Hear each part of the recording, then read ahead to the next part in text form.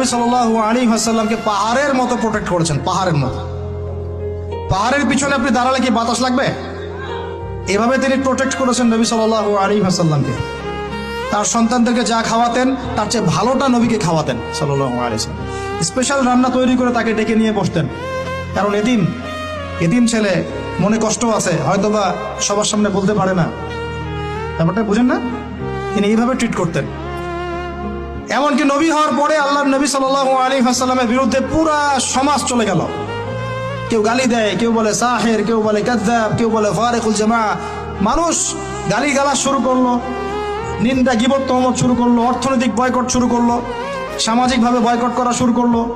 এমন কোনো অত্যাচার নাই যা নবী সাল্লাল্লাহু আলাইহি ওয়াসাল্লামকে করা হয় নাই। বুঝতে পারছেন কথা? এইরকম একটা সিচুয়েশনেও চাচা আবু তালেব তিনি বলছেন, তারা তোমার দিকে আসতে পারবে না দলে দলে।